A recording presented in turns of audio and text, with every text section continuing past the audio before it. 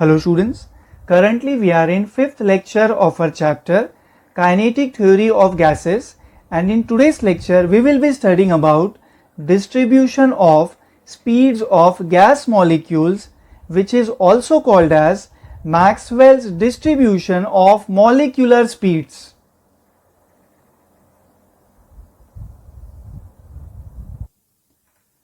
तो चलिए students start करते हैं। सबसे पहले हम जानेंगे why do we need distribution?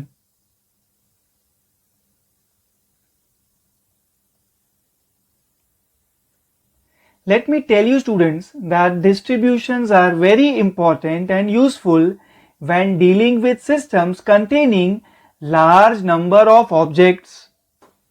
ये समझने के लिए एक एग्जाम्पल लिया जा सकता है। We consider the ages of different persons in a city. Let's say for that particular city जो population है that is 1 million.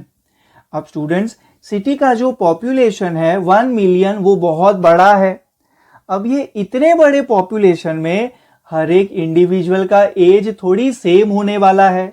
So honestly it is not feasible to deal with the age of each individual, but we can divide the people into groups.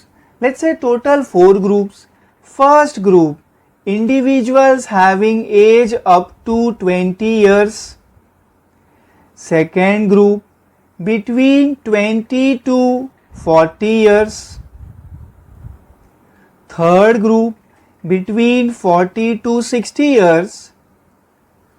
And fourth group, of individual having age above 60 years. So students, इस तरीके से distribution करके हम data को easily analyse कर सकते हैं। Students, similar story हमारे गैस मॉलिक्यूल्स के लिए वैलिड है। हमने 2 लेक्चर्स पहले जो पोस्टुलेट्स पढ़े of kinetic theory of gases वो यहाँ पे आपकी हेल्प करेंगे। हमने पढ़ा gas consist of large number of tiny particles called as molecules. हमने पढ़ा the gas molecules are always in a state of random motion, that means they move in all possible directions with all possible velocities. We should understand the similarities between these two examples. जैसे city का population बहुत बड़ा है, वैसे ही एक gas के पास बहुत सारे मॉलिक्यूल्स है। जैसे सिटी में हर एक इंडिविजुअल का एज सेम नहीं है, उसी तरीके से एक गैस के पास जितने भी मॉलिक्यूल्स है सबका स्पीड सेम नहीं है। सिटी का एज ग्रुप का एग्जाम्पल हमने आपको डिस्ट्रीब्यूशन का कॉन्सेप्ट समझाने के लिए दिया। हमारे आज के लेक्चर का मेन इंटेंशन है to understand distribution of speeds of gas molecules, यानी Maxwell's distribution of molecular speeds. तो मैं रिक्वेस्ट करूंगा आप सब लोगों से, आप लोग अभी सिर्फ गैस के ऊपर कॉन्सेंट्रेट करें। Now students, we clearly know that a gas consist of large number of tiny particles called as molecules, and these gas molecules are always in a state of random motion. Random motion समझेगा students? Gas molecules can move in all possible directions with all possible velocities. Let me tell you students, random motion is also called as zigzag motion, which is also called as Brownian motion. Students, the punchline is gas के पास जो ढेर सारे molecules है वो हर एक molecule का जो speed है वो डिफरेंट है। Hence it is not feasible to deal with the speed of each molecule, but we can divide the molecules into groups. That is where distribution comes into picture.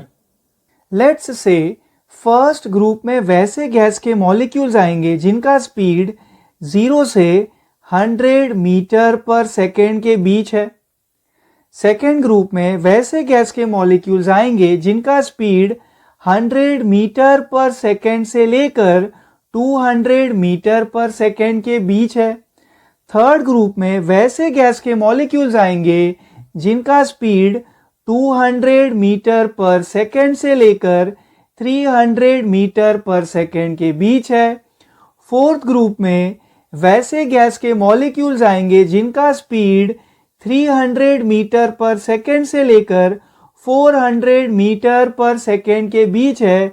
Likewise, n number of groups can be formed for gas molecules. Let me show you grouping करने के बाद Maxwell's distribution use करने के बाद graph कैसा दिखेगा।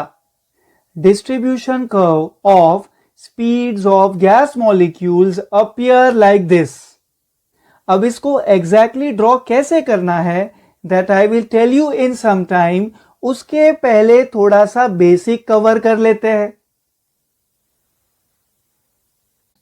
Students, here we consider certain molecules of gas 1, 2, 3, 4, 5, 6, 7।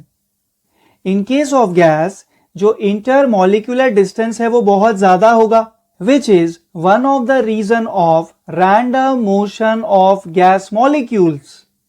Due to this random motion, the gas molecules constantly collide with each other as well as with the walls of the container. हम इसका speed v1 consider कर लेते हैं, इसका speed v2, इसका speed v3, इसका speed v4, इसका speed v5, इसका स्पीड v6, इसका स्पीड v7। तो बच्चों, मेरे कंसिडरेशन के हिसाब से सभी गैस मॉलिक्यूल्स का जो स्पीड है वो अलग अलग है, v1, v2, v3, v4, v5, v6, v7। Students, यही प्रॉब्लम को सॉल्व करने के लिए we have an idea of VRMS, root mean square speed. कैसे फाइंड आउट करूं मैं इसे? VRMS होगा students square root of v1 square plus v2 square plus v3 square plus v4 square plus v5 square plus v6 square plus v7 square the whole upon total number of molecules. हमारे example में we had total 7 molecules, तो हम लोग root mean square speed find out कर सकते हैं, VRMS find out कर सकते हैं using the formula square root of v1 square plus v2 square plus v3 square plus v4 square plus v5 square plus v6 square plus v7 square the whole upon 7।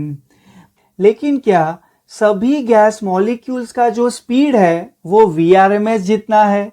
बिल्कुल भी नहीं। किसी का speed VRMS से कम है, किसी का speed VRMS से ज्यादा है। बच्चों, यहां पे और एक ट्विस्ट है। हमने फर्स्ट गैस मॉलिक्यूल का जो स्पीड है वो v1 कंसीडर किया, but let me tell you when this first gas molecule will undergo collision, उसका जो स्पीड है वो वेरी करेगा। कोलिजन के पहले का स्पीड अलग होगा, कोलिजन के बाद में का स्पीड अलग होगा। And let me remind you students, the gas molecules are always in a state of random motion. And ये तो मैंने सिर्फ आपको फर्स्ट गैस मॉलिक्यूल का स्टोरी बताया, same is going to happen for each and every gas molecule. So students, हमने VRMS यानी root mean square speed reference के लिए कंसीडर किया, लेकिन सभी गैस मॉलिक्यूल का जो स्पीड है वो VRMS जितना नहीं है। किसी का स्पीड VRMS से कम है, किसी का स्पीड VRMS से ज्यादा है। One more thing students, after each and every collision हर एक गैस मॉलिक्यूल का जो स्पीड है वो वेरी करने वाला है। I hope after this entire discussion आपको समझा होगा it's better to talk about range, it's better to talk about distribution of speeds of gas molecules. Now let me show you Maxwell-Boltzmann equation giving the distribution of molecules at different speeds. dN by dV is equals to 4 pi n the whole into m upon 2 pi kbt the whole raised to 3 by 2 into v square into e raised to minus of mv square the whole upon 2 times of kbt. In this equation, dn denotes number of molecules having speeds between v and v plus dv. ये मैं आपको graph के help से समझाऊंगा.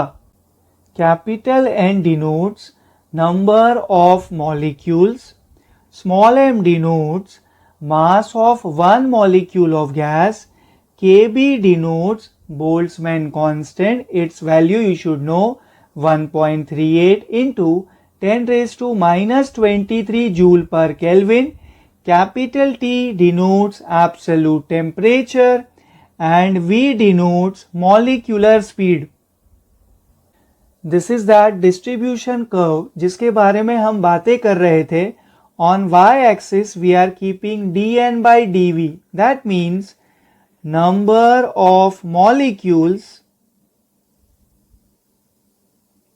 at a particular speed.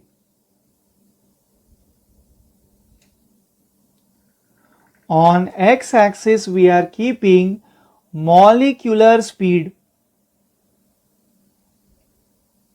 जिसका unit होने वाला है मीटर पर second. Students, this curve is asymmetric curve.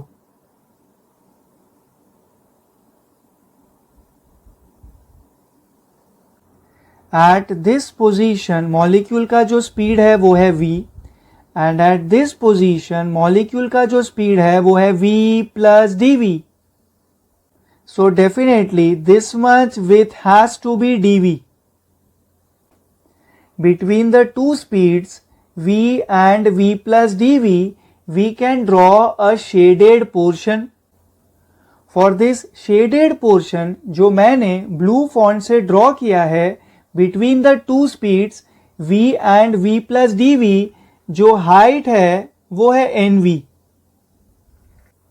Using this knowledge we can find out area of this shaded portion.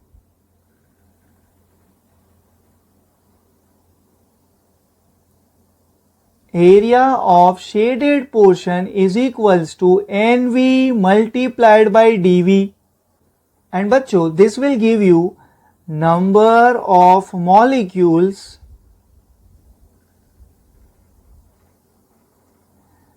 having speed between v and v plus dv.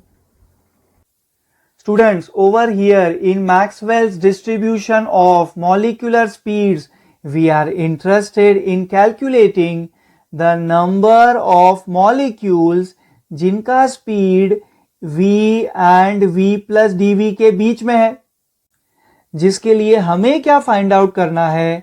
Area of shaded portion, that means NV multiplied by dV. NV multiplied by dV. So students, my conclusion is area of shaded portion is equals to NV multiplied by dV will give us number of molecules having speed between V and V plus dV.